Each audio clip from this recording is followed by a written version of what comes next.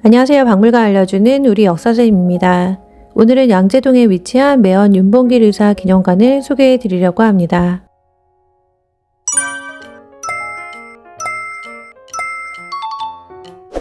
윤봉길 의사 기념관은 지하철 신분당선 양재 시민회숲 5번 출구로 나오시거나 버스를 이용하시는 경우 양재 이동 주민센터 양재 꽃시장에서 7분 정도 걸어오시면 됩니다. 차량을 이용하시는 경우 유료 주차가 가능합니다. 기념관은 1988년 12월 1일 처음 개관하였고 2018년 현재의 전시관으로 새로 단장하였어요. 기념관은 오전 10시부터 오후 6시까지 운영하며 매주 월요일과 1월 1일, 설날과 추석 연휴에는 휴관입니다. 전시관 중앙 로비에는 태극기 앞에 늠름하게 앉아있는 윤봉길 의사를 만나게 됩니다. 중앙홀 뒤쪽에는 사물함과 화장실이 있어요. 제1전시관은 윤봉길 의사의 출생과 성장부터 칭따오 생활까지의 과정을 유물, 자료, 영상으로 보여주고 있어요. 윤봉길은 1908년 6월 21일 충남 예산군 덕산면에서 아버지 윤항과 어머니 김원상의 장남으로 태어났어요. 우리가 알고 있는 봉길은 별명이고 호는 매헌, 본명은 윤우희입니다.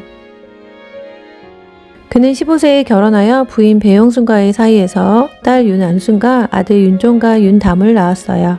윤봉길은 1919년 3.1운동이 일어나자 일본인 교육을 거부하고 보통학교를 자퇴한 후 14세부터 19세까지 매국 성주록의 서당인 오치 서숙에서 사서 3경과 한시, 신학문, 신사조 등을 공부했어요. 스승 성주록은 윤봉길이 19세가 되던 해에 매헌이라는 호를 수료 선물로 주었어요. 이후 윤봉길은 농민들의 무지를 깨우치고 실력을 양성하기 위해 자신의 사랑방에서 야학을 시작했어요. 야학에서는 한글뿐 아니라 우리 역사와 문화를 가르쳐 민족의식과 독립사상을 일깨우는 데 힘을 쏟았어요. 전시관에는 윤봉길이 사용하던 연상, 벼루, 연정 및 생활용품 등이 전시되어 있어요. 지금 보이는 것은 윤봉길이 15세 때 지은 칠원 율신 학행입니다. 윤봉길이 사용하던 물건들은 모두 보물로 지정되어 있어요. 농민 독보는 윤봉길이 20살 때 야학 교재로 사용하기 위해 저술했는데 1권은 한글 학습을 위한 조선글편, 2권은 예절가의 인사법과 격언의 계몽편, 3권은 그의 사상을 담은 농민의 앞길편으로 구성되어 있는데 현재는 2, 3권만 남아 있어요. 윤봉길은 부흥원을 설립하여 증산운동, 마을 공동의 구매조합 설립과 국산품 애용운동, 부업 장려, 생활환경 개선 등을 전개했어요.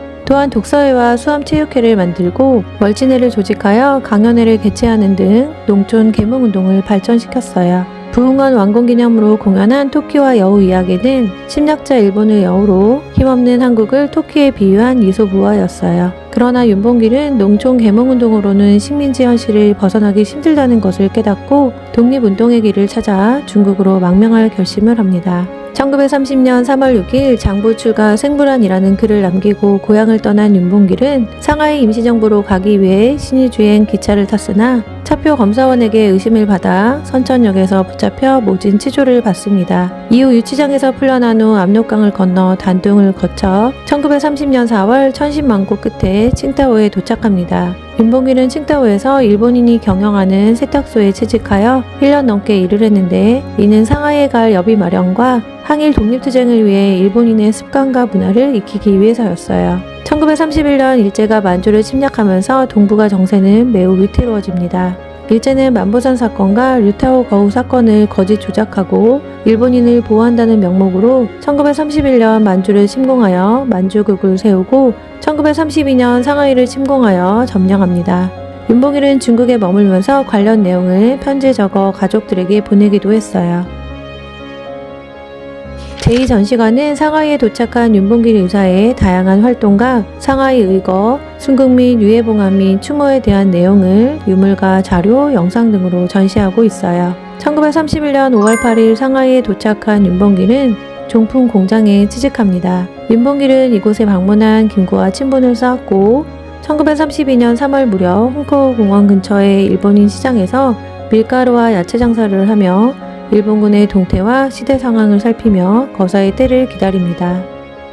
윤봉길은 4월 29일 천장절을 이용하여 거사를 하기로 결심하고 4월 26일 안공근의 집에서 자필로 선서문을 작성하고 한인애국단 입단 선서식을 합니다.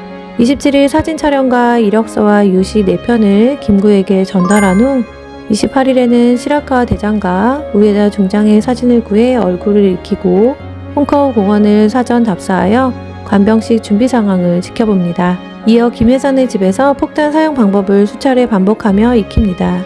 드디어 의거 당일인 4월 29일 아침 식사를 마치고 윤봉길은 자신의 6원짜리 시계와 2원짜리 김구의 시계를 맞바꿉니다. 7시 50분경 일본군 및 각국 외교사절 및 초청자 3만여 명이 넘는 군중이 모인 홍커우 공원에 도착한 윤봉길은 간병식이 끝나고 11시 40분경 소통형 폭탄을 단상 위로 투척합니다. 윤봉길이 던진 폭탄으로 거르민 단장 가와바타는 다음날 사망했고 상하이 파견군 사령관 시라카와는 한 달 뒤 사망했으며 일본 수뇌부 모두 중대한 타격을 입었어요. 윤봉길은 일본 군중들에게 무차별 구타를 당해 피투성이가 된 채 붙잡혔고 의거 직후 국내는 물론 중국, 일본, 미국과 유럽 등 세계 각국의 신문에 보도되었어요. 윤봉길이 모진 고문에도 배후를 밝히지 않자 일제는 상하이 거류 한국민들을 체포하기 시작했고 이 소식을 들은 김구는 5월 9일 홍커우 자간의 진상이라는 제목의 성명서를 발표했어요. 결국 윤봉길은 일본군 상하이 파견군 군법회의에서 5월 25일 의거 한 달도 지나지 않아 사형을 선고받았어요. 1932년 11월 18일 일본으로 압송된 후 오사카에서 가나자와시로 이감되었고 12월 19일 오전 7시 40분 가나자와 육군 공병 작업장에서 거적대 위에 무릎이 꿇린 채 눈이 가려져 십자가 형틀에 손이 묶여 총살령을 당했어요. 윤봉길의 상하이 의거는 한국인의 독립의지를 세계 만방에 천명하고 약소민족의 독립의지를 일깨우는 횃불이 되었어요. 중국 장제스 주석은 상하이 의거를 극찬하며 임시정부의 운영비 및 임시정부 요원의 생활비를 지원했어요. 또한 독립운동이 한국의 독립만이 아니라 일제의 중국 침략을 저지하며 세계 평화에 기여하는 것임을 뚜렷이 밝혔어요. 가나자와시 공동묘지에 봉분도 없이 안매장된 윤봉길 의사의 유해는 1945년 광복 이후 도쿄에 있던 박열, 이강훈을 중심으로 임시정부 유해 발굴단이 조직되어 1946년 3월 6일 찾아냈어요. 윤봉길 의사의 유해는 이봉창, 백정기 의사의 유해와 함께 5월 15일 부산에 도착했고 6월 15일 추도식 후 서울로 봉안된 후 7월 6일 대한민국 최초의 국민장으로 효창공원 324 묘역에 안장되었어요. 1962년 정부는 윤봉길 의사에게 대한민국 건국훈장을 추서하였어요. 체험실에서는 윤봉길 의사에게 바치는 매화꽃 만들기 체험을 하실 수 있고 크로마키 체험실에서는 윤봉길 의사와 함께 사진 촬영이 가능합니다. 25살 청년 윤봉길은 나라를 위해 목숨을 바친 멋진 아버지이자 민족의 영웅으로 남았습니다.